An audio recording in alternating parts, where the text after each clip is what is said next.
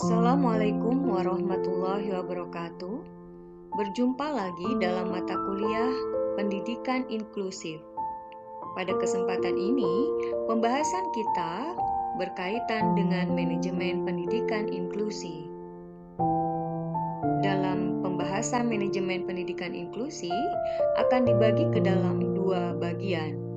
Bagian pertama membahas tentang definisi manajemen pendidikan, dan konsep manajemen pendidikan inklusi, serta komponen pendidikan inklusi.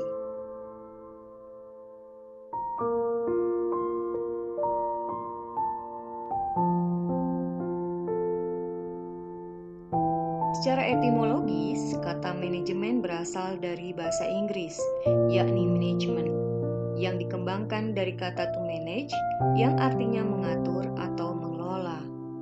Kata manage itu sendiri berasal dari bahasa Italia, managio, yang diadopsi dari bahasa Latin, managiare, yang berasal dari kata manus, yang artinya tangan. Sedangkan secara terminologi, terdapat banyak definisi yang dikemukakan oleh banyak ahli. Manajemen menurut Guerteri adalah sebuah proses yang khas yang terdiri dari tindakan-tindakan perencanaan, pengorganisasian, penggerakan, dan pengendalian yang dilakukan untuk mencapai sasaran-sasaran yang telah ditetapkan melalui pemanfaatan sumber daya manusia dan sumber-sumber lainnya. Secara istilah, manajemen pendidikan adalah suatu proses yang merupakan daur atau siklus penyelenggaraan pendidikan dimulai dari perencanaan, pengorganisasian, pengarahan, pelaksanaan, pemantauan, dan penilaian tentang usaha sekolah mencapai tujuannya. Sementara manajemen pendidikan inklusi adalah suatu proses keseluruhan kegiatan bersama dalam bidang pendidikan inklusif yang meliputi perencanaan, pengorganisasian, pengelolaan, serta evaluasi dengan menggunakan dan memanfaatkan fasilitas yang tersedia, baik personil, material, maupun spiritual, untuk mencapai tujuan pendidikan secara efektif dan efisien.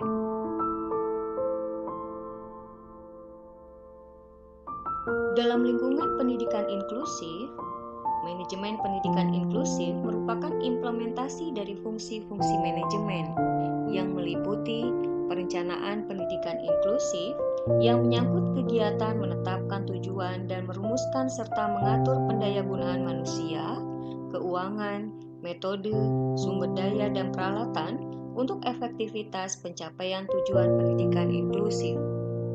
Yang kedua adalah pengorganisasian pendidikan inklusif, menyangkut pembagian tugas agar bisa diselesaikan setiap anggota dalam upaya pencapaian tujuan yang direncanakan.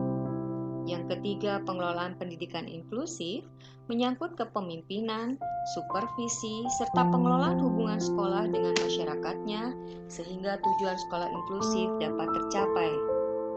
Keempat, evaluasi pendidikan inklusif yang dilaksanakan agar dapat menilai apakah segala kegiatan yang dilakukan telah tercapai dengan tujuan yang ditetapkan.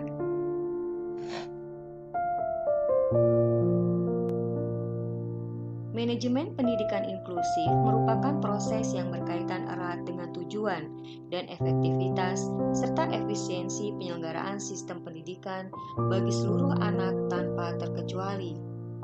Dalam penyelenggaraan pendidikan inklusif, terdapat beberapa komponen. Komponen-komponen yang ada itu harus saling berhubungan atau bersatu padu sehingga penyelenggaraan pendidikan inklusif bisa berjalan sesuai dengan tujuan. Direktorat Pembinaan Sekolah Luar Biasa telah merumuskan 7 komponen pendidikan inklusif sebagaimana digambarkan dalam slide berikut.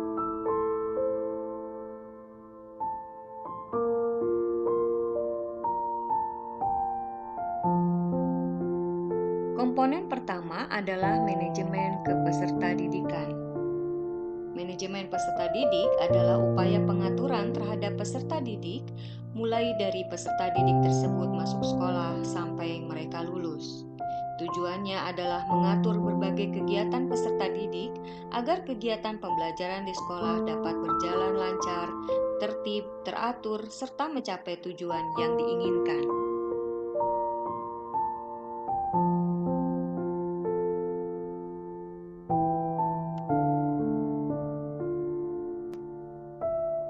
Komponen kedua adalah kurikulum.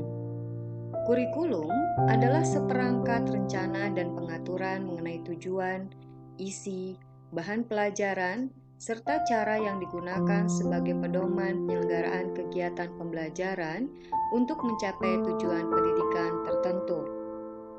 Manajemen kurikulum dilakukan dengan menetapkan standar kompetensi dan kompetensi dasar, menyusun silabus, menetapkan kalender pendidikan, serta jumlah jam pelajaran. Berbagai komponen manajemen kurikulum dalam sistem pendidikan inklusif harus dapat menyesuaikan dan memperhatikan aspek pembelajaran yang ramah, kurikulum dan evaluasi yang fleksibel, desain pembelajaran yang fleksibel, serta pengelolaan kelas. Komponen yang ketiga adalah proses pembelajaran. Peran kegiatan pembelajaran sangat penting di dalam upaya mengembangkan kompetensi siswa secara optimal. Johnson menyebut 8 kriteria umum untuk kegiatan pembelajaran yang berkualitas, sebagaimana ditunjukkan dalam slide ini.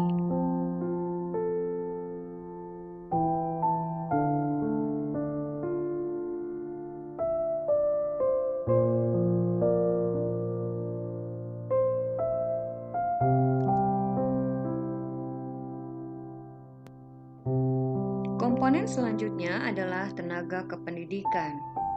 Manajemen tenaga kependidikan adalah aktivitas yang harus dilakukan mulai dari tenaga kependidikan masuk dalam organisasi pendidikan sampai pada akhirnya berhenti. Di samping tenaga kependidikan, hal lain yang perlu mendapat perhatian yang serius adalah tenaga pendidik atau guru. Ada 4 kompetensi yang harus dimiliki oleh tenaga pendidik yang sesuai dengan kualifikasi yang disyaratkan, yaitu pengetahuan, keterampilan, serta sikap tentang materi yang akan diajarkan agar pengajaran yang disampaikan dapat diterima dengan baik. Kompetensi tersebut adalah kompetensi pedagogik, kompetensi kepribadian, kompetensi sosial, dan kompetensi profesional.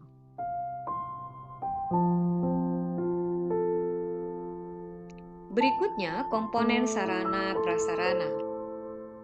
Komponen ini merupakan salah satu komponen yang penting dalam penyelenggaraan pendidikan inklusif.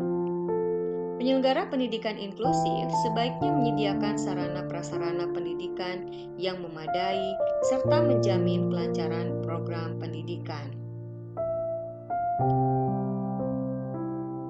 Ada 2 jenis aksesibilitas yang berkaitan dengan sarana-prasarana. Yang pertama, aksesibilitas fisik, seperti jalan menuju sekolah, halaman sekolah, ruang kelas, pintu ruang kelas, jendela ruang kelas, koridor kelas, perpustakaan, laboratorium, penyeberangan jalan, lingkungan sekitar sekolah, dan tanda-tanda khusus di sekolah. Sementara aksesibilitas non-fisik meliputi buku dengan huruf braille bagi peserta didik dengan gangguan penglihatan, bahasa isyarat bagi peserta didik dengan gangguan pendengaran, dan lain sebagainya sesuai dengan jenis hambatan yang dimiliki oleh anak.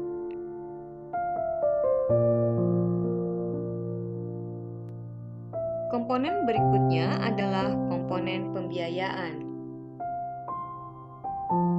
Dalam pelaksanaannya, manajemen pembiayaan pendidikan inklusif meliputi pula manajemen keuangan yang terdiri dari fungsi sumber dana dan alokasi dana.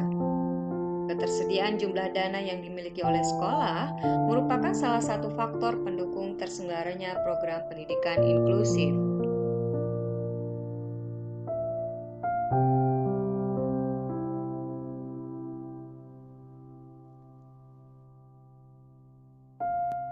Komponen terakhir adalah manajemen lingkungan. Peran masyarakat dalam dunia pendidikan sangat diperlukan untuk membantu pemerintah dalam meningkatkan kualitas pendidikan.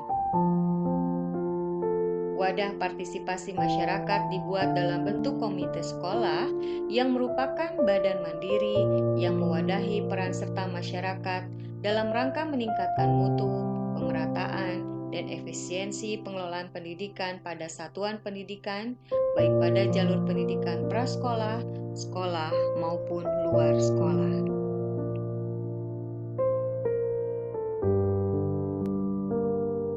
Demikian pembahasan kita kali ini.